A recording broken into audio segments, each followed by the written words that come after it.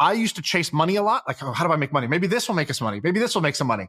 And that was good because I like learned skills about how to make money. But the things that actually paid off, none of those really paid off with a big dollar amount. I feel like I can rule the world. I know I can be what I want to.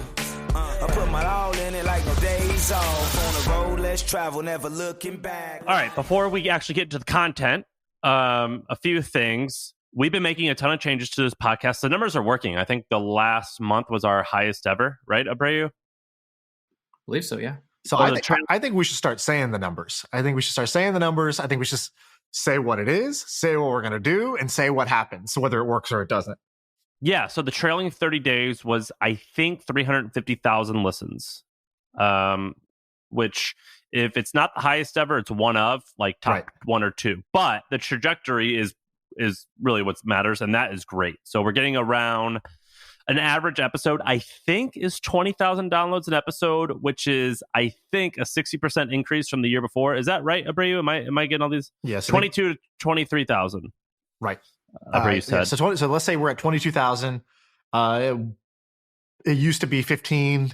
Of course, it used to be 0. So, whatever. It's growing. And our goal is 100,000 per episode. One Rose Bowl stadium per episode is what I want to be doing, something like that. And so we're not far. 4X is, it's not far. I think naturally that would happen in a couple years. And what we're going to do is just accelerate it so it happens in one. Yeah, I feel quite confident that if we do the same thing, but more, it would happen with time. But I don't want to do that. I'm impatient. I want it to happen immediately. So the changes we've made is we prepared more for every podcast, which I think is very clearly working. Yes. We now have these videos going, which I also think is clearly working, and that it makes me feel good. Is it driving downloads? I'm not convinced, but it's worth it. I think. You know what it does do is there's a whole group of people that like either A, just don't listen to podcasts or don't listen much. So they're like kind of like, otherwise they would only hop in once in a while. They didn't build a habit with us, and they follow just through the clip. So there's actually just like another audience that's like, oh, good. I watch those clips every time because they're good. And I always get messages about them. Yeah, and I'm in that category as well. I don't think I've ever listened to a Joe Rogan podcast, but I watch a lot of clips. Right. And we're putting our clips on YouTube, which is not working. That is not working well at all for us. Right. We're putting the full episodes on, and a handful have 20 to 30,000 views, maybe even more. A couple of them have a few more. That's working, but the clips are not working. And then we're doing email blasts in the hustle. I think that started 2 weeks ago. That is working. We should rewind. We should basically say we had a meeting, which was like, week ago, maybe something like that. And it was like, oh, okay, we got all these ideas. Basically, I had thrown a few ideas. You had a few ideas. Abreu had a few ideas. My buddy Ben had a few ideas. We were like, oh, yeah, great. All these sound good. So like, who's going to do them? And then we kind of had this like come to Jesus moment where it was like, look, in Sam we trust. Like we can't outsource this to somebody else who doesn't really, I don't want to say doesn't care, but like it's a different thing when it's your baby, it's your show. You are getting the more people who listen to this, the cooler opportunities we get, the better DMs we get every morning. And so like clearly it matters more to us than it would be for even if it was somebody's full-time job. And the second thing is like your skill level is super high, right? Like we saw you grow the hustle. I saw you grow the hustle. A lot of people who were subscribers saw you grow the hustle, saw you grow trends from scratch, and saw you sell the thing. And it's like, so I got excited because I was like, I'm going to get to see Sam in action even closer than I did with the hustle, where like you would send a monthly update. Now I'm seeing how you actually operate, and it's pretty dope. And I actually think the listeners will like to see how you operate, how you approach growing a thing.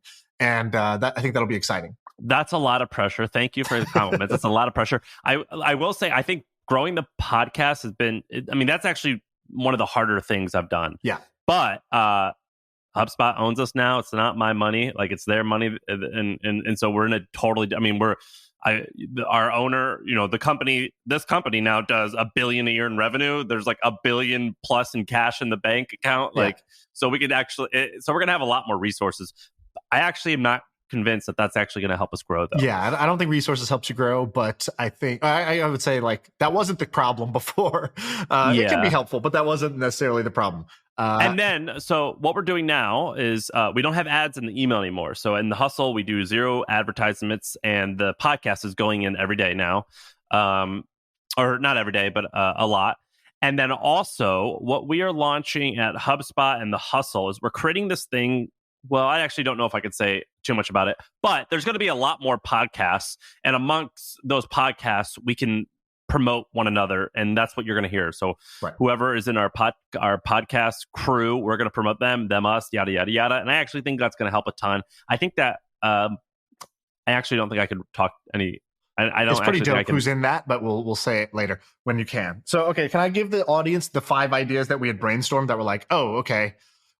Thing 1 was like, let's put Sam in charge of it because Sam knows how to grow shit. That was step 1. Step 2, okay, so what are the like, how would you grow a podcast if you're going to grow a podcast? So we said, I'm going to just rattle off the ideas. Number 1, big name guests that actually have an overlapping audience. So people like Chamath, people like Tim Ferriss, not just like a famous person who, like, for example, we had Jake Paul on, super famous, but his audience and our audience is not going to have a huge amount of overlap where it's not necessarily that his fans would connect with us and become ongoing subscribers. Okay, the other one was paid. Can you advertise to grow a podcast, right? Like running some experiments on, take a few $1,000, run it on a paid campaign and see, can you grow through paid? I think we'll find out if that's interesting. We're doing. So we bought ads in Player FM, Abreu. Is that what we did? Yep. And then we're buying ads and a few more. I have a few more that we're buying ads. Did that work, Abreu, Player FM? It's hard to tell because they claim a lot of their views come from desktop listeners, which doesn't necessarily get measured according to them. So okay, well, that's like saying like, thank you. yeah. It's like saying like, no, look, it's like this is like selling like CBD treats for dogs. Like, does it work? Right? Can't ask your dog. Yeah, like, it's like the greatest business ever. It's like selling vitamin B for your puppy. Yeah, exactly. So I would say if it's hard to tell, it didn't work. It's a very obvious way to think about it. Okay. Another one, go on other people's podcasts. So do a tour going on other people's pods. They already have an audience. Those people listen. They say, oh man, what a great guy. I'd love to listen to more of this person. They were interesting. Boom. Get some people from there. Clips. People have seen we tripled down on clips. We found awesome clip makers. We're making fuck ton of clips and we're going to post the shit out of them. So I think that's a good strategy. And then the last one that I thought was kind of an interesting one was like, get sharper on the branding. So if you want to grow a product, the sharper the hook of what is the product, the better chance you have to grow because it'll be more clear. It'll resonate with more people. And so being able to describe it well as just being like on brand all the time about like what this is and what you get out of it if you listen to it. I think that's an area that honestly we're kind of shitty at, which is ironic because I think we're pretty good at it with our startups, but we're pretty bad at it with the podcast. Like the name doesn't really make much sense. The description, I don't know. We don't do an intro when you join to like be like, oh, this is the podcast where XYZ happens.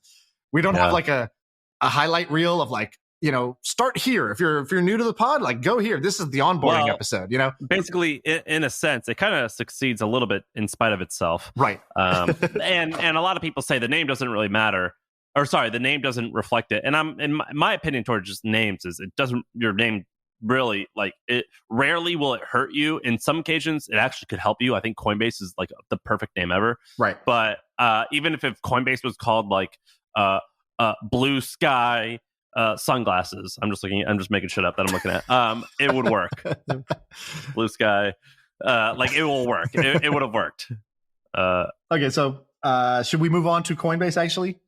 Let's move on to Coinbase. So Coinbase went public today and everything about it is astounding. Right. So where do you want to start? I can read off some of the kind of the numbers of like just how big is that business, and then we can talk about the returns of this of the investment. So how big is the business? So Coinbase came out. They're public now, so now they released their numbers. Their Q1 numbers came out. 56 million users, 6 million monthly active users, which is I think more than E-Trade had. Like total. I think E-Trade had like 3 million trader accounts or whatever. And so this is kind of amazing to me that there was more people on Coinbase. Coinbase makes up 11% of the crypto asset market in terms of how many assets are stored on on Coinbase. 335 billion in trading volume. Okay, here's the interesting bits. 1.8 billion in revenue for the quarter. For the quarter? For the quarter. So round up to 2, so about 8 billion ish in revenue. That's right. Annualized. 800 in net income off that 1.8 billion in revenue. So like $2.4 billion annualized in profit. Right. And then so basically Coinbase it lists publicly today. It wasn't an IPO, it was a direct listing where you basically, IPO is you create some shares, you issue new shares to buyers. A direct listing is you don't issue new shares. It's just people who have shares can get, basically sell some of their shares. So they listed, they had about 114 million shares for sale, and it's up about 40% on day one. So the implied market cap as of right now is about $110 billion. So what I wanted to know was, there's this kind of phrase in the startup investing world, which is like, anytime there's a gold rush, like some new frontier, new space, it can be hard to like pick the winner. It can be hard to just grab your shovel, dig, and find the gold. And there's 1,000 people looking for gold, and you don't know where to dig. It might be this one, might be that lot, that land. You don't know exactly where the gold is. So the foolproof strategy in any gold rush is what they call the picks and shovel strategy, meaning you sell the shovels to people who are going to go mine the gold. And so Coinbase is kind of a classic picks and shovels thing in the crypto market. So you could buy Bitcoin, you could buy Ethereum, you could buy Litecoin or Dogecoin or one of the 1,000 altcoins that exist. And you're betting, okay, maybe one of these will become like the digital currency. Yeah. Or you could back Coinbase, an exchange that's going to trade a bulk number of these coins. And so I wanted to know, once Coinbase got up to where it was like $100 billion valuation, I had the question of what would have been a better investment? Coinbase at its seed round or Bitcoin that same day? Should you have bought the currency or should you have invested in the company? And the reason I thought this was interesting is I remember 2013, I had just kind of heard about crypto from a guy in my office, like Pete, our IT guy, was like, dude, Bitcoin is the shit. It's at $7 now. It's at $11. I was like, I don't know what that means. And he was like, yeah, fuck fiat currency. And I was like, fiat? That was a car. I didn't even know that's a currency at the time. I didn't know what that meant. And he was like mining Bitcoin using our servers at the office. And he's like, oh, we mined 2 Bitcoin today. And I was like, okay, good for you, Pete. Like, what does that do? I was kind of like, mocking it, but I was curious also. So I started going and listening to some talks. And so one of the things I was looking at was like, are smart VCs, are people smarter than me investing in this space? And what I remember happening was I listened to this talk, and it was Andreessen Horowitz. It was Mark Andreessen, who now blocks me on Twitter. He was talking at a thing. He was talking about how crypto is going to be great, how Bitcoin is going to, is such an interesting technology, how blockchains might change everything. And then the interviewer was like, so how much money have you put into this? You're kind of hyping it up. Like, how much money have you invested? And they're like, we haven't invested in any crypto companies yet. This was like, I think it was 2012. And he goes, right now, we're just owning the currency. We're just buying Bitcoin. And I was like, what? That's so weird. These guys, like, they're a VC fund. They bet on companies. There's a few companies out there. Like, I found it to be super strange. He goes, right now, we don't know which of these companies is going to emerge as the winner. So we're just buying the underlying currency. We actually think that's the right move right now.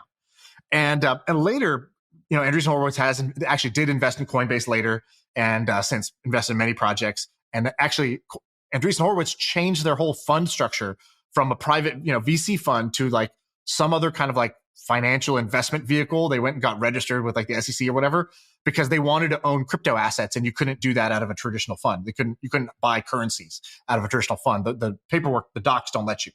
And so anyways, I went back and looked at the numbers. So Coinbase announced a seed round September 2012.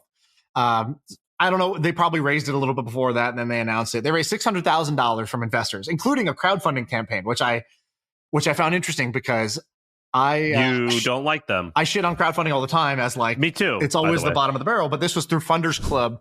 Funders Club had put in like $285,000 through its crowdfunding into that round. And so, anyways, what is in Funders Club is just a startup? Like Funders Club itself is a YC startup, and then Coinbase was a YC startup, and so Funders Club took a share, or like did a crowdfunding campaign for that. If I read this correctly, I could be wrong in this part, but anyways, I went and asked one of the seed investors, so somebody who a friend who invested in the seed round of Coinbase. I said, what was the valuation back then? He said it was 15 cents a share. So 15 cents a share there. And he said the A round was only 20 cents a share. So it wasn't even that much more. So something like that. So 15 cents a share And now it's trading right now, like right before this podcast, at $330 a share or whatever. And so you got this, 2000x markup, I think 2200x markup. And so you invested $100,000 in the seed round of Coinbase. That's worth $220 million on this day today because it goes public. Now, if you had invested in Bitcoin same time, Bitcoin in that same month was trading at $12 a coin. Now it's at $62,000 a coin. So your same 100K instead, would have been worth $500 million. So still, Bitcoin was the better investment, even though this was like you invest in a startup that's became a $110 billion company. Still, Bitcoin outperformed, but it's closer than I would have thought because Coinbase has really gone up in value in the last 2 years. So let's give some more numbers. I think right before we started, the valuation was 80 billion. But a few hours ago, it was 100 billion. Right. We're going to use 100 billion because that math is Round a little number. easier. Brian Armstrong is the CEO. He's 38 years old. He owns, I think, 20% of the company, which means at 100 billion, his net worth is $20 billion, which puts him, I think, like in the top 50 richest people in the world at 38.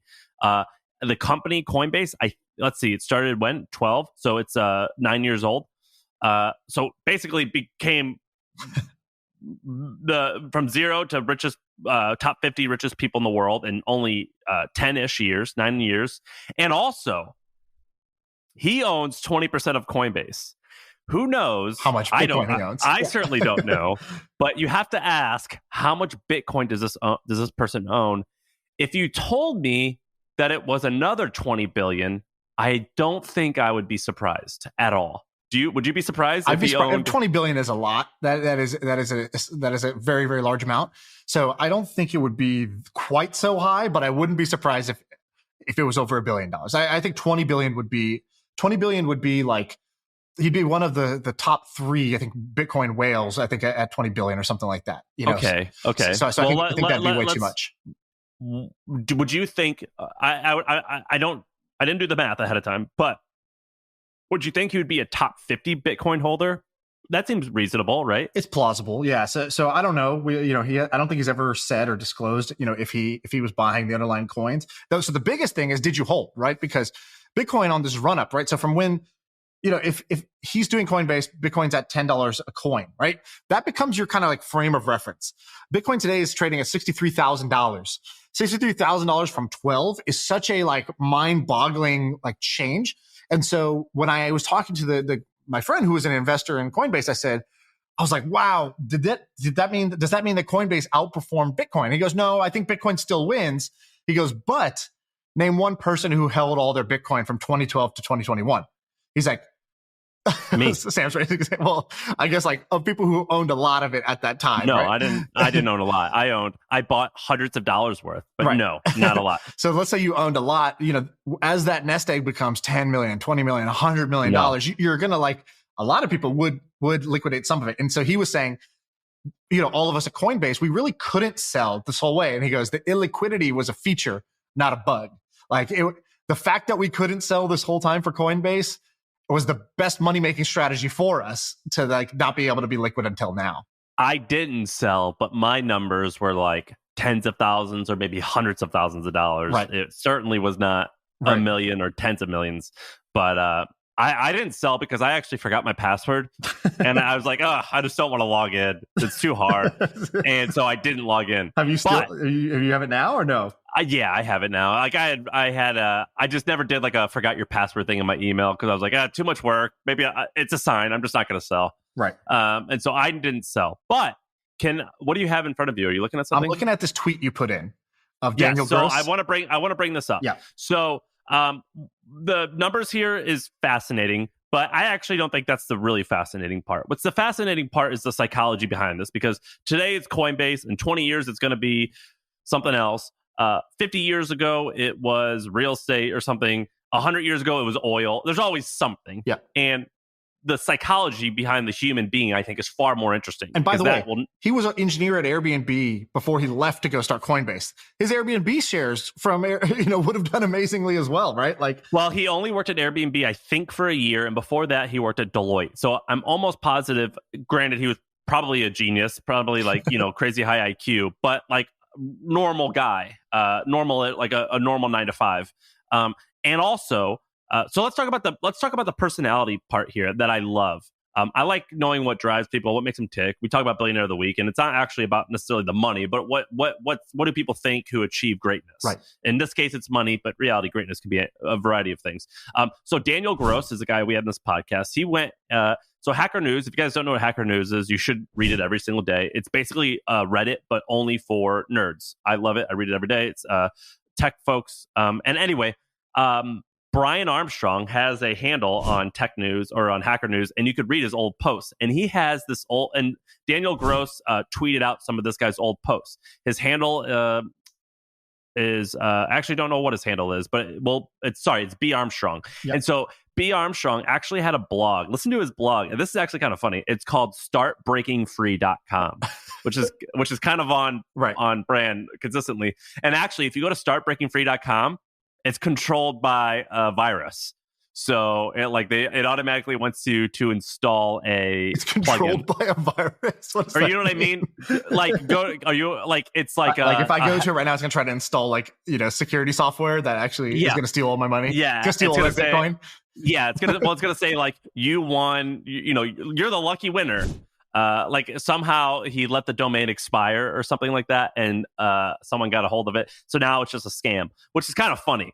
That the guy who's supposed to be like Mr. Security, his domain expired, and whatever. But anyway, you can see his post history, and he was launching a lot of stuff. He launched this one thing, and it says, "Hey, Hacker News, I just built a new forum software. Hey, Hacker News, I just built a new photo sharing website." Right. So the guy was really prolific, and it's really interesting to see his posts. Yeah, he was definitely trying. What Daniel tweeted out was, I look back at Brian's Hacker News submissions before he started Coinbase. You can see what you see is a story of a hacker working on different projects, slowly zeroing in on his launch coordinates, right? Because he's consistently shipping stuff. They're not all some of them have 1 upvote, 7 upvotes, 32 comments, right? They're not taking off. So you see a guy taking a bunch of swings, and as his swings, you can see it was, something about maps, something about how would you start your own country, something about could you build an entire web app in one language, and then it's Bitcoin Android release, how Airbnb does X, and then it's about how to build your own forum, Bitcoin iPhone app, and just sort of finding the thing that is his thing. And this is the true for everybody, right? People joke about Sam's Sam's footlong wieners or whatever, your hot dog stand. Yeah. My sushi restaurant. It's if you dig back into people's first projects, you're always going to find interesting things. Like Mark Zuckerberg, first project that I've heard him talk about. Have you heard this? The dentist office thing? No. He set up an internal, internet network for his dad's dental office. So it was a messaging, the secretary in the front desk could message him in his office, in the back. So he just kind of set up the internet inside their office and let them message each other.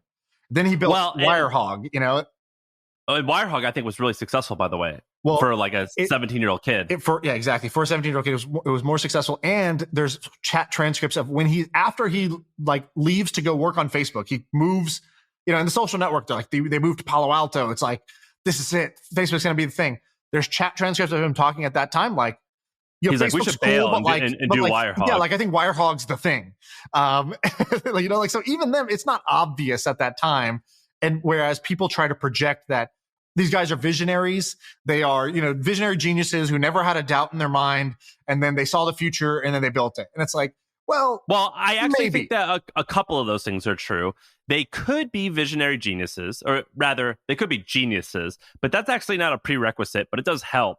But they definitely had doubt, regardless of how confident someone is. It doesn't matter if you're Conor McGregor and you're going in a fight. You always have doubt, no matter what. And second, they probably didn't have a vision until it started getting a little bit of traction. Right. And I go back through, there's this interview on YouTube of Mark there's some college news station that's interviewing him. Some guy has a college podcast, and he invites Mark Zuckerberg on because he's got the college social network that's kind of taking off on a handful of colleges. I think they were on 5 or 10 campuses at the time. And he's like, so what is this going to be? You're going to go out to more colleges, and then what? Like high schools, and then, non-college students. And Mark Zuckerberg sitting there in his like basketball shorts, with a red Solo cup in his hand. And he's like, I don't know. Like, I don't know if it has to do that. Like, why can't this just be like the cool thing for colleges? Like, once you take it out of the college thing, then you let everybody in. It's like less cool. Like, maybe this is just cool. And like now he's literally putting fucking satellites into the sky to give people in India the internet so that they can use Facebook. Like, his aspirations changed.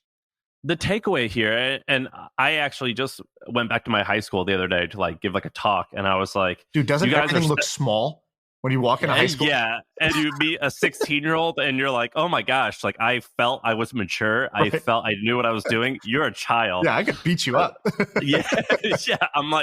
I was like, dude, I'm 30, and I thought that we were more similar, but we're not. We're not at all. Yeah. Yeah, we're not. Like, why are these chairs like so low to the ground?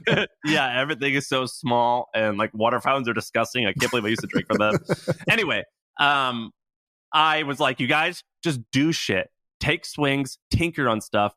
First of all, a lot of stuff that starts out cool, it actually looked really dumb early on.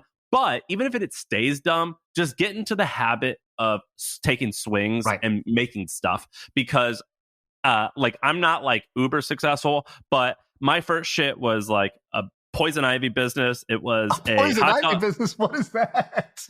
My first stuff was like stupid, and like it led to this thing and this thing, and like hopefully the thing that I'm doing now is actually going to lead to something even bigger. And I also did a ton of research, and I found out that there is this poison ivy treatment called Zanful, Zanfel, I think, Zanful.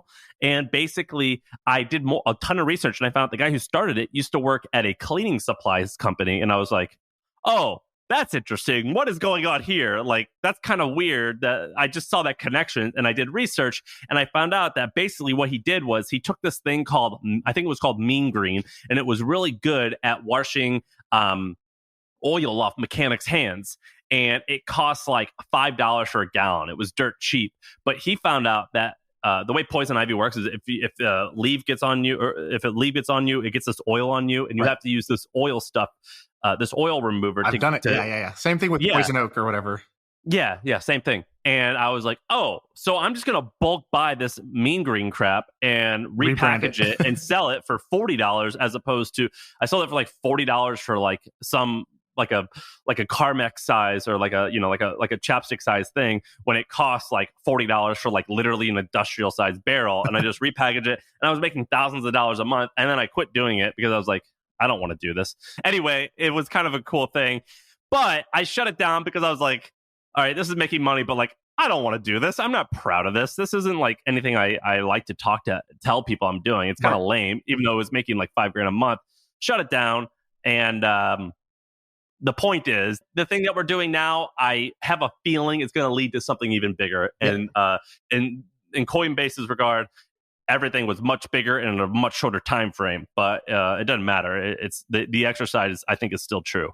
That's great. Those guys who came and set up my studio here, they just released a vlog on his channel. This guy, Henry, I forgot his last name, Henry Bladcaster or something like that. I don't know what it is. But basically, I don't know how you'll find him. Henry on YouTube, he did this thing. He put out a video yesterday being like, oh, the advice that I got from Shaan Puri. And I was like, okay, well, I'm one of his, like, I don't know, 100 subscribers. Like, I'll click this. This is about me. So I will go ahead and watch this video. And his videos are actually super well made. He's like very Casey Neistat-ish. Like mini Casey Neistat, yeah. Yeah, which just shows how hard it is to win on YouTube. Like, his quality is really high, but like no one gives a shit because it's just YouTube. There's a billion things on there. And hey, as we said, just give it some time and just keep trying. It might hit. So the advice, and I was like, I'm curious what the advice was, because they came over and they were like doing all the work, and I'm just sort of standing in the garage with like a cup of coffee, just like, just sort of like trying to be nice. I'm not helpful, but I was like trying to talk to them, and I was like, and they're like, hammering things, and I'm just like asking them questions and giving them some kind of like, well, here's how I would do it if I was you guys. Because I really resonate with anybody who's like, if you're like 22, 23, and then you're smart, but you chose not to go the traditional path, and like that feels right, but then you also just get these like hunger pangs of like doubt when it's like, shit, my friends actually have a salary. Wait, like I'm sleeping in a 4 of us are sleeping in this 1-bedroom apartment, and so I started like, I really like empathize with that because that's where I was, and like I just want to tell them what I what I would tell myself, which is like, dude, you're doing the right thing. Here's how you need to think about this, though. Don't worry. Here's how this is going to play out.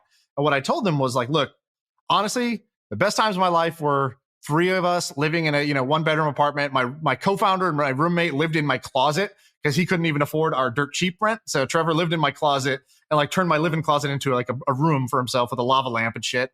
And then like his girlfriend moved in with him in the closet too. Oh my God. And so then and I was like, he had a grocery cart because he didn't have a closet because he was living in a closet. So he stole a shopping cart, rolled it into his closet, and used that as like his hamper, his closet for himself.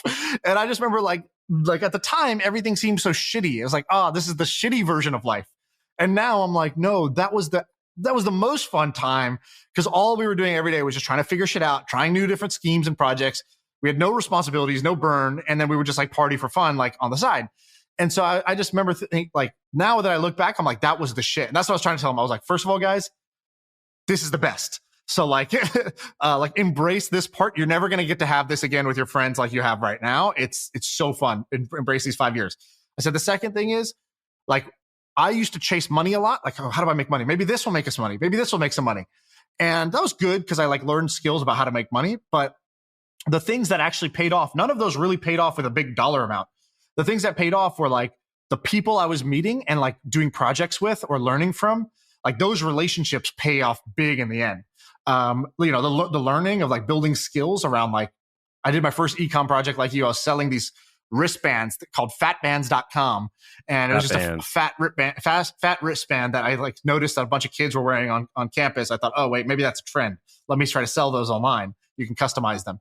And so those skills translated, but the business did not. And so what I told him, the advice that he put in the video that I didn't even realize I said was like, you're 23 years old now. Like, here's the trick to this whole thing. You're doing the right thing. Every day you're just making stuff. You're trying stuff. You're making content. You're having a blast with your buddies. We're going to measure the scoreboard when you're 30, not when you're 24. And it's like, that was the game changer, like kind of like advice I wish I had and that I gave them. And maybe 35 or 40. Right. Like, but basically it's like, don't like you're planting seeds. Don't go dig up that seed the next day and be like, shit, this didn't grow into a plant. Like, no, plant that seed, water it, enjoy it. And just say, look, I'm not trying to win the whole game in 1 year, and a year and a half. And like, if my friends who took this banking job or consulting job are doing better than me in 18 months, like I don't need to feel like I made a bad choice. Like I'm making the right choice for me, and it's gonna pay, like let's look at this as a 10-year game, and we can only measure the score that like the fourth quarter is 10 years from now. So that's the only time you can look at the scoreboard, really. And the seeds that you're planting, at least in my experience, and I think in a lot of my friends' experience, and it also seems like you for sure, is it's shit. And then suddenly it's like, oh my God, it worked. Right, it hits. Yeah. It's shit for the most of the time. And then finally it's like, oh, okay, now it's all happening. Your learning goes in this like gradual curve. Like your learning does go up every year where you're like, oh man, last year I was such a dummy. I didn't know shit about shit. And now I know better how I would do this. And then the same thing happens the next year and the next year and the next year. But your results can kind of stay flatlined for like a decade almost, for like 7 years before it actually, stops being a flat line and just like curves up rapidly.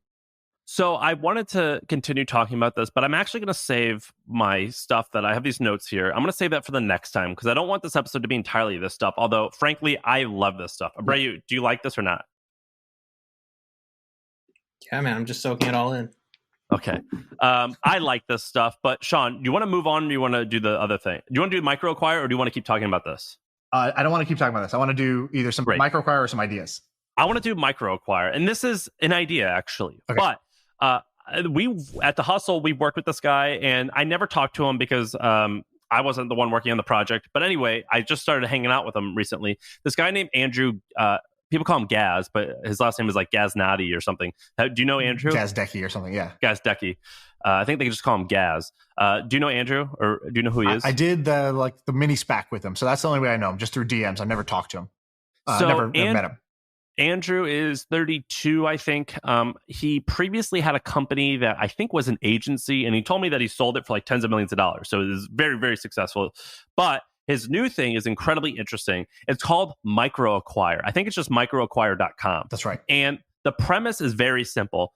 He finds people that wants to sell their company, and he just talks about it in a newsletter. It's basically like AppSumo or like The Hustle, but a newsletter that just sends out cool companies. Except what he does is he makes you pay money to get access to it. You only have to pay $200, $300 though, and you get a year's access. And his numbers are pretty interesting. And keep in mind, Andrew's actually the only employee, so no one works there.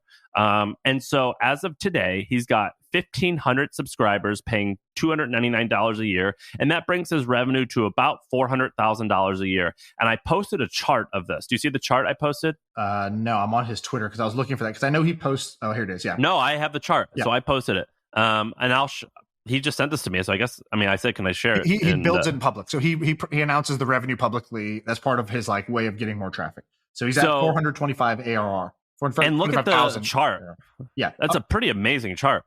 Really, all of the growth happened like in November, December, January, February. Like it just lasts like 4 or 5 months. Yeah, and it's pretty interesting. And I actually shared with you, if you scroll down a little bit more, I shared with you his vision. But what this guy is building, this is his vision. We'll see if he can pull it off, is a different type of angel list. So basically, he wants to disrupt investment banking, and he wants to make it easier to buy and sell companies.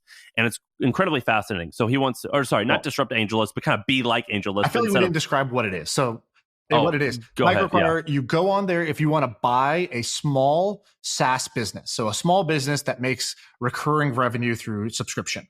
And so that's the thing. I browsed, and the size it ranges. So you could buy one for $5,000 that's making $100 a month of revenue or something like that, or $0 revenue, but it has users. So you could buy it for as low as like $1,000 or $5,000. You could buy a business, and as high as there's a couple for like single-digit millions of dollars on there. Maybe there's a few that are outliers, but that's like I would say the sweet spot, the range for these things are kind of like hundreds of thousands of dollars is like where the decent businesses are on this platform. And this is the thing where I talked about this once on the pod, but he had DM'd us and he was like, hey, like, love My First Million. You guys are great. Would you guys want to do something with me where I like give away a $5,000 micro SaaS business? And I was like, dude, that's a great idea. I'll like go in with you and like, I'll pump this to the audience. And so basically I tweeted out, like, I didn't even talk to him. I didn't actually even respond to his DM. I just tweeted out, hey, me and Andrew are giving away a SaaS business for $5,000. Like, who wants it? All the business is there. We'll buy it and give it to you. It's like, these are businesses that are already working to some extent. It's like, we just need to add some hustle. Who's a hustler who wants this business? And what ended up happening was a bunch of other people started chiming in, being like, I'm in for 5K. I'll put 5K in. And so we ended up raising $100,000 as a micro SPAC, meaning a blank check company. So we raised $100,000 into an entity to go and use that entity to go buy a business off of Microacquire. And then as of last week, it closed. So we found an entrepreneur, found a business, and we closed that deal to buy a Shopify app. That's amazing. And that's pretty wild. I'll be eager to see what happens, and I'm sure you'll reveal it in like 6 or 12 months. Yeah. My opinion around Microacquire is, at worst, it's going to be okay. Right. At best, it could be amazing. I don't know what's gonna happen to it. What do you think? It's a really fascinating business, and right. The thing is, now I'm actually shocked he's letting me talk about it because I feel like I can clone this so quickly. Yeah, it's a lot of work. Like, I saw this guy doing the one deal we did, and it was just like fuck ton of work to just like shepherd everything to make it happen, do the paperwork, get it deal to close. But that's not the work for Microacquire. Well, they have to help you do the transaction. So that's their function. It's what's good is that they don't make money on the like transaction closing. They make money on you paying a premium subscription. Like, I pay a monthly fee to be able to browse businesses, which is a much better model because you're not just reliant on taking a brokerage fee of closed M&A, because there's just not a lot of closed M&A that happens. But there are a lot of people who are curious and will pay the $100 or whatever it is, $200 to be able to like browse the premium listings and get the details, get the info. And so what I would do if I was Andrew is I would decrease the price to $99 a year, because or even $39 a year, because that would make it an impulse buy and I would get loads of people. Then I would do this company selling. Then I would have a course that costs $2,000 to $5,000, and it would include a community, and was all focused on buying and selling companies, buying and growing businesses. And I'm pretty confident that you could get that to around 30, 40, $50 million a year in business. I don't know if that would be a valuable company to sell, but I'm pretty sure that you could make $10 to $20 million a year in profit for at least a handful of years. I think that's what good. I would do. I think it's needed. So I think it's smart that he specializes in SaaS. I think that it's smart that he's a curated marketplace versus like Flippa or these different places where you're just like so much fucking junk. You don't know there's no trust. So I think he's doing it right, that he's bringing trust to these kind of like lower trust like marketplaces. So I'm with you. I really liked the project, and I'm with you that the minimum is a good outcome. The maximum is like, oh, wow, this was a big idea hidden in plain sight. And I think it's interesting. I think it's more likely going to just be the good outcome, but I like that it has the option to do both. And it seems like a fun kind of business to build if you're this guy. I think he wants it to be the okay outcome, which is he owns it and he lives a really good lifestyle. Right. And which, by the way, I think like I would probably do the same as well. Yeah. So anyway, that's a cool company I wanted to bring up. What do you got? I got a couple. Okay, so I'll go for... we talked about this before, but I'm curious what you think. So, Photopea. We talked about this many, many months ago, but we were much smaller than people. Those people are probably not even listening anymore. So we'll just pretend it's the first time. So there's this thing called Photopea, and all it is it's Photoshop, but it's free and it's in the browser. You don't have to download anything. And the guy who makes it, I don't know much about him. He posts on Reddit, or he has posted on Reddit. It's a pretty big thread. I think you know a little more about him than I do, kind of like the backstory, but it's a free version of Photoshop that has cloned every feature of Photoshop pretty much. It's like, it's the exact UI of Photoshop, which is crazy because Photoshop is such a complicated piece of software to build. And this guy just kept chipping away, and basically built Photopea, and P as in like the vegetable, like PEA. And so photopea.com, you go there and it's just like one banner ad. That's like how he makes his money, I think. And I think it does $1 million a year now because so many people use this goddamn thing, like students and like people who don't want to spend. Photoshop's really expensive. People who don't want to buy Photoshop can use Photopea and get like 80 to 90% of the same power without any of the cost and without any of the headache of downloading a big ass 1 gigabyte application. What? Oh my God, I'm on it. So I know this person. Is that what you're saying? I remember the first time we brought it up, you had already heard about it because I was like, dude, I have a really obscure thing. And then you're like Mr. Obscure. So you're like, oh yeah, I've seen this on Reddit at the time. So I remember being like shocked that you knew about this thing because I thought I had just discovered like an uncovered gem, Yes, I see it. It's from November 2018. A guy, yes, because it got 50,000 upvotes. And he started it by saying, I made a free alternative to Photoshop. Yes. Ask me anything. And that's how he got promotion for it. Right. Yeah, I like this.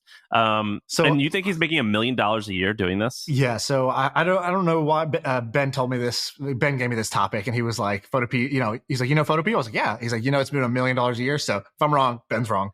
I didn't look it up myself. But by the way, I got access to SimilarWeb. I've got a premium account now, so I can actually. Bro, you got the goods. Yeah, someone who works at HubSpot. I don't know if I can blow up their. Anyway, I got SimilarWeb. Dude, I'm the same way. Where at Twitch, I was like, "Oh, dude, you got a premium App Annie account? That's like a couple $1,000 a year to see app download stuff. Like, share the login." And they're like, "We're like a company. You just buy a seat, and it's just the company pays for the seat." They're like, if you think you would use this, just buy it. I'm like, oh, they're like, I felt like such a pirate. Like I had to like hide. I was like, oh yeah, of course. I wouldn't bootleg that. Like, well, yeah, that's not what I meant.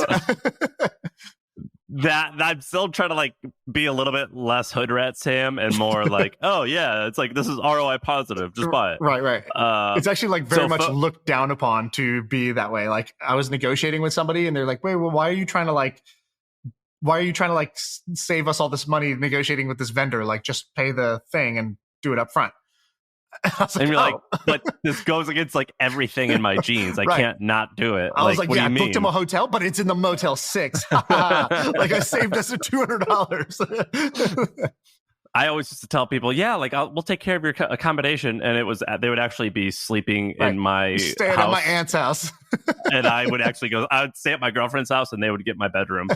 I did that all the time. I'd be like, yeah, we'll take care of your accommodation. Come speak at Hustle God. They just slept at my house. So according to SimilarWeb, Photopea gets 8.5 million monthly uniques. They spend a ton of time on the website, and most all the traffic is direct. So if you told me this made $1 million, I would think, are you sure it's not $1 million a month?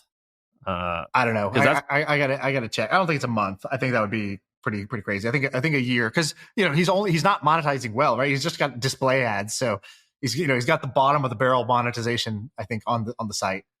Yeah, you could probably crush this though.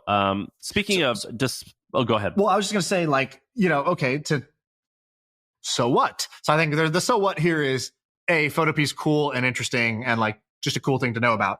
But B, like, couldn't you do this for more things? Like, first of all, take the whole Adobe suite and do the Photopea for After Effects, do the Photopea for Illustrator, Photopea for the whole suite, right? Like anything that has over X million users, you could do this for. What else? Like maybe it's like AutoCAD. Like, I don't know if that's free or if you pay for it or whatever. I forgot, like, what's that thing called? MATLAB or something like that. It's a thing that all the engineers have to use. Like, is MATLAB paid? Great. Can you do this? And I think a version of this is called OBS. So have you ever used OBS? No, what's that? OBS is an open source piece of software that's basically the most popular thing for every Twitch streamer or YouTuber. So it's the easiest way to like stream from a PC, high quality video and audio, to Twitch, to whatever. So for years, Twitch, actually just up till recently, Twitch didn't have any way. If you went to Twitch, you're like, great, I want to be a streamer. They're like, cool, go use OBS. Like, what the hell is OBS? Twitch doesn't have a button just saying go live.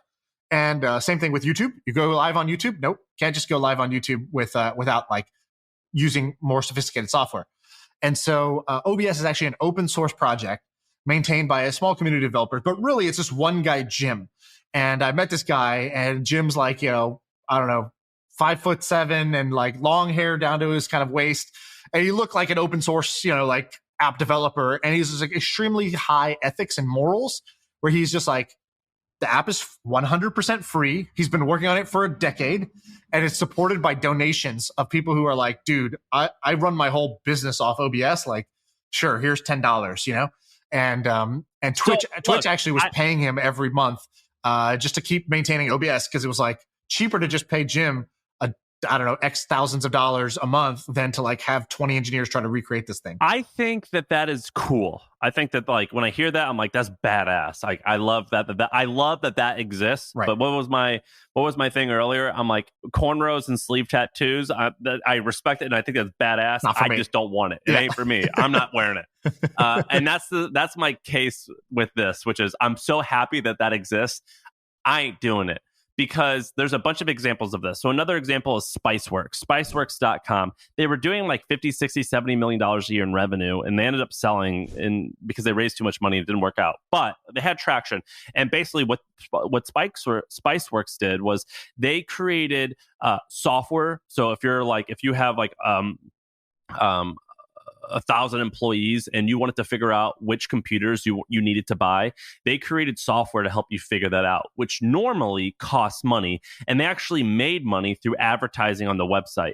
In my opinion, that's like neat, but just charge people money for your thing. Because I'd like, would you rather be Photopea or Adobe? I know which one. Of course. I know which one I'd rather be. So I think it's cool to actually do that free stuff just to get a ton of users. But after a while, like if I was Photopea, I would be like, well, I should just hire more engineers, and we should just make some premium features and upcharge. And that is what I would do. Right. I would not do this. Well, there's another way of looking at it, which is sometimes like free doesn't mean no ambition. So for example, Skype was like, hey, free international, like calling. And WhatsApp, same thing. Why did WhatsApp take off? Because SMS was actually really expensive. You had to pay for every text, especially international texting. It was super expensive. So WhatsApp free was the growth hack. And for these guys, I would say free is also the growth hack. But if you want to just be one person maintaining this thing and like whatever, like where you do it matters. So Photoshop is still at least big. but nowhere near as big as texting and calling was, right? That was like such a huge market. And then the second thing is like, if you're going to do free, find some other way to capture a ton of value. So Skype and WhatsApp were able to capture a bunch of value using a totally different method, whereas Photopea is just like, cool, here's one banner ad, and that's enough for me. Or OBS is like, hey, donate to me, and that's it. Whereas OBS could have like created, either premium features or sold to Twitch, or could have done many things to try to capture more value out of the free thing that they made. Do you know the website Unsplash? So Unsplash is an alternative to Getty's Images. So Getty's Images, everyone has probably heard that word. Not a lot of people probably use it. We used it. We paid them $50,000 a year, and we were a small client. Getty Images, they pay photographers. They buy rights. Why were you paying so much? Because when there's cheaper or freer options for photo libraries. Getty's is the best. So a lot of free or cheap ones, they don't actually have images of the people. So for example, if you want to write about Elon Musk, a lot of the free ones don't have good pictures of Elon Musk. Second, once you get to the size that we were, which is not that big, once you get past like 500,000 monthly uniques, you probably want to stop doing things illegally when it comes to photos, right? Because there's all these people that, and which is like, it's the right thing to do, right? You are using other people's stuff, so you shouldn't do it. It's okay to kind of bootleg it early on, but after a while, you should pay for it. And we were a small person. We paid, I think tens of thousands of dollars. And anyway, there was this competitor called Unsplash. I think Unsplash is dope. I think they're badass. They were just acquired recently. I got a little information where I heard a little bit about what they were doing. They were only doing around $5 million a year in revenue, even though like hundreds of millions of their images were being downloaded. Right. And I was actually shocked at how small they were. If I had that much traction, A, I would have been far more aggressive about selling ads on the site, and B, far more aggressive about getting subscriptions and charging a lot of money for them, because this website, Unsplash, which from the outside appeared to be doing wildly well. And I imagine they actually were acquired for a lot of money, because if a proper person could get their hands on that, they could crush it, I would think. But if you have that much usage like Unsplash did, Unsplash wasn't ubiquitous, but it was quite popular. You can make way more money by charging money up front for all that stuff. When Unsplash giving away their stuff for free, I think they were only doing like $500,000 a month in revenue. Right. Okay, yeah, that's a good example of one. I had one other topic I wanted to do. Okay, which one's more interesting to you? Is it the Affirm for X, or is it game film for salespeople? I'll let you pick from those two categories. Affirm, okay. And I have a take on there that you're not going to like. Oh, okay, good. All right, so if you don't know what Affirm is, Affirm was a company started by Max Levchin, I think. Am I mixing this up? Yeah. It is his thing, right? All right. So Max Levchin, the co-founder of PayPal. Affirm went public, I think, this year or last year. It's about $18 billion company right now. And what Affirm does is, when you're on an e-commerce site, you're going and you're buying a mattress online, you go to Casper's website, and it'll be like, oh, wow, this mattress is $1,200. And it'll say, or for, 96 easy payments of $8, you can own this mattress, right? So it's basically a pay-as-you-go software that lets e-commerce stores sell more stuff, because if people don't have the full amount or they're hesitant to spend a large amount of money right now, you can offer them pay-as-you-go plans with a zero effort, and then they take a cut. So, on our e-commerce store, we use one called Sezzle, and Sezzle will basically say, great, you can buy this thing for 4 payments or 8 payments of $10 instead of paying the full amount right now, and then they take 7%, and then they send us the rest of the money. And so it is kind of a no-brainer as a retailer, because it really does improve conversion. And for us, customers were asking for it because they were used to buying it. And it's publicly traded company now. It does really well. And there's several of these. So there's Afterpay in Australia, which is even bigger. Afterpay is a $34 billion company, which is kind of interesting because normally Australian companies are much, much smaller. Klarna is like big in Europe, I think, for this. I think Klarna is even bigger than all of them. Exactly. So Klarna is probably the biggest one. And so there's kind of this war going on. They're all trying to I think Affirm partnered with Shopify. So it's like built into Shopify now. That's a big move. But basically, okay, pay as you go. Interesting space. Kind of was one of the big ideas that just came out in the last 10 years. And is a good example of once it started working in the US, it was not hard for people to just be like, cool, we're gonna do Affirm for Australia, we're gonna do Affirm for the UK, we're gonna do Affirm for India, whatever, right? So I think generically that was a good business idea. What I thought was interesting is what else could you use it for? So I heard of one company in this year's YC batch that was doing pay as you go. How did you get access to that? Bro, big time investors like us, that's what we get access to. Actually, YC still has not accepted me into the investor pool, even though I've invested in probably like 10 YC companies at this point. But I have a friend who gave access, so that's no problem. So anyways, one of the companies, what they do is they're a firm for general contractors. So another high ticket item, you're getting, your garage redone or whatever, bathroom remodeled, or you're building out, a multifamily apartment complex or whatever. They're giving the what they did is they went to the general contractor, just like that's their version of the e-commerce store. And they say, instead of charging your client 12 grand for this, you can just offer them pay as you go. And it helps your clients pay you money. And, you get a higher collection rate, have less kind of late payments and defaults, and higher conversion rate because people can afford you this way. It makes you more affordable. And they were doing all right. They had decent revenue, and it was early still. But I thought, oh, this is interesting. Are people going to do pay as you go in more industries, more sectors? And what else might there be? But so I'll pause there. Here's my take. Klarna, Afterpay, and Affirm. I like the people who start them. I think they're horrible companies for the world. I think that they should burn it down completely and not exist. I think that why? Because it's getting people in debt. It's getting people in debt. It's making you buy stupid shit that you can't afford. So where's Affirm? Like if you go to like Fashion Nova, like people who can't afford, people who want to do a firm for a $29 pair of pants, I'm like, don't buy those fucking pants. Don't use Affirm. Don't buy any of this. You don't need this bullshit. Don't buy it. Do not buy it. Run. And also, if you're going to have to buy it, don't go in debt to buy it. I think this is horrible. And I'm actually shocked at a guy like Max Levchin, who I think is a cool dude. He started PayPal. He started all this stuff. It's badass. The guy seems like a nerd. I love nerds.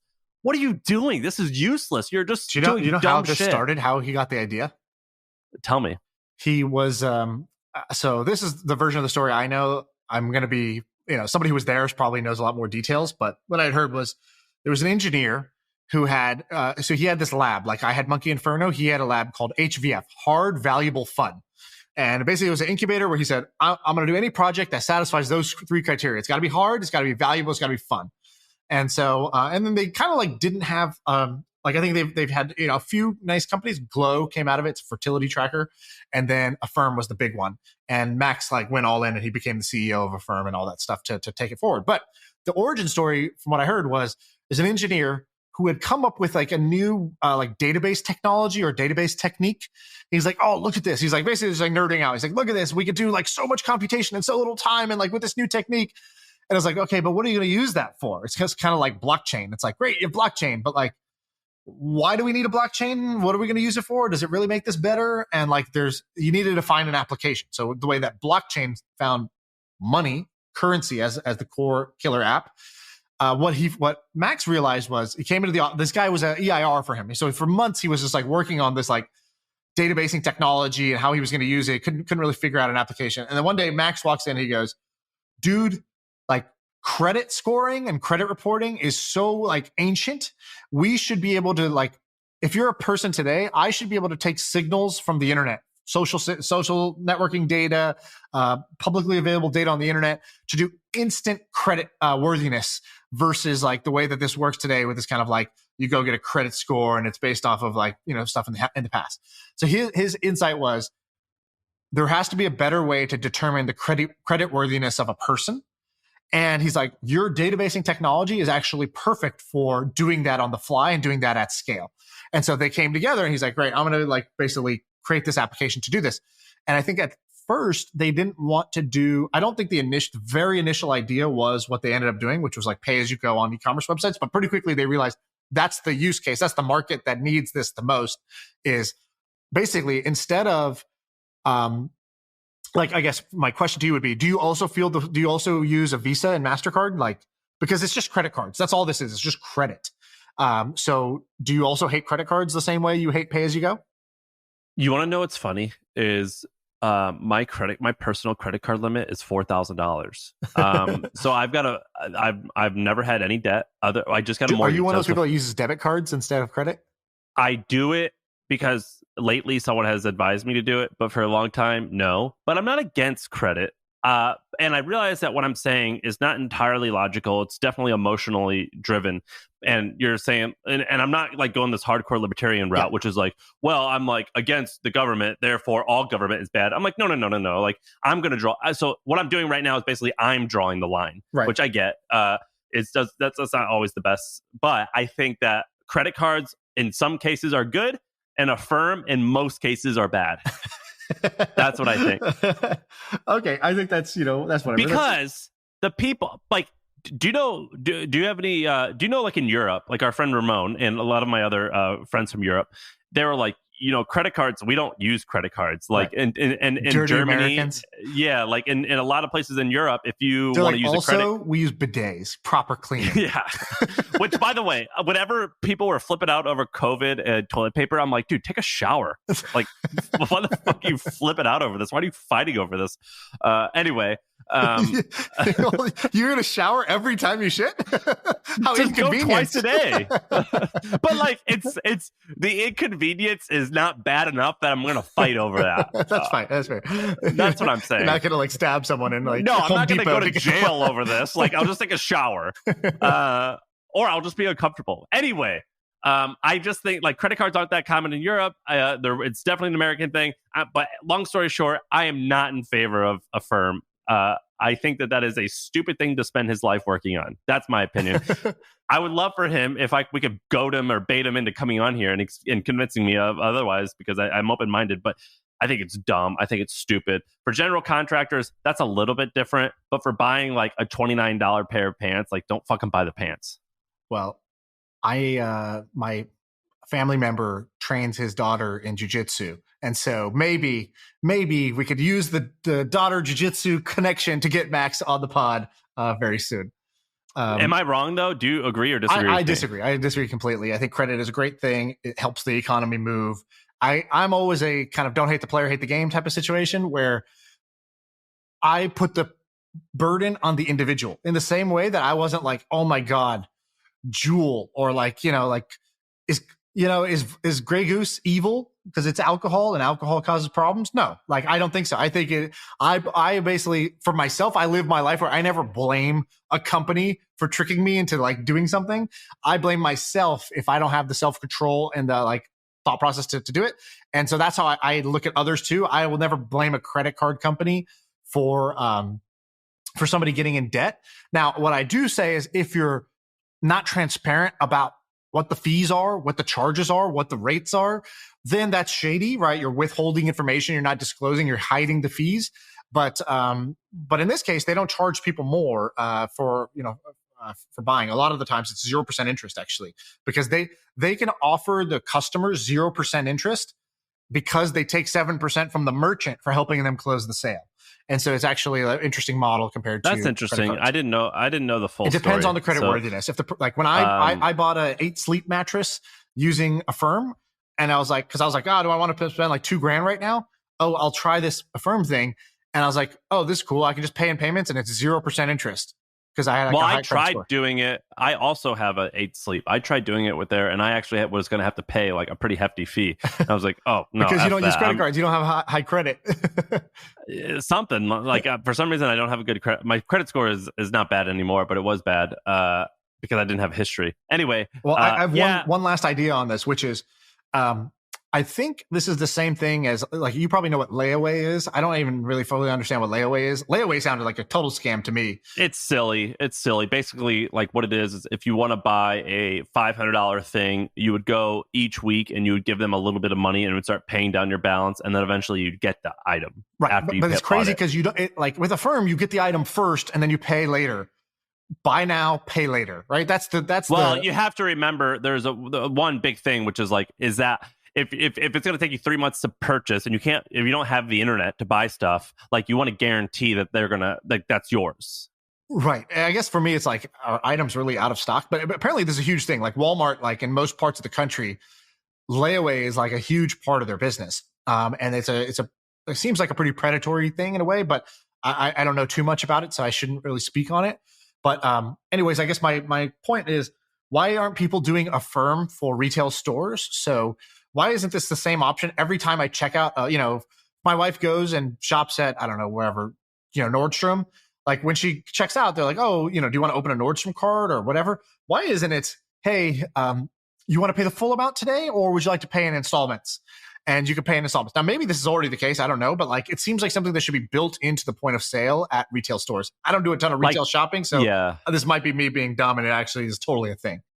Does Affirm plug into Shopify? Yes. And do a lot of people use Shopify but like Nordstrom doesn't use it, but like a coffee shop might. Yeah, not really. They're trying to do more of that. Square is definitely trying to do a lot of like retail plus online, blah, blah, like, brick and mortar and online. So maybe Square does it, but I think a lot of retailers just have their old school POS still.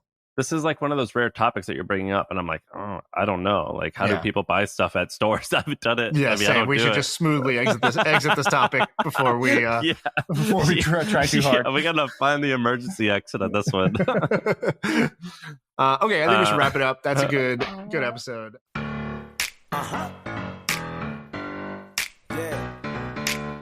I feel like I can rule the world. I know I could be what I want to. I put my all in it like no days off. On the road, let's travel, never looking back.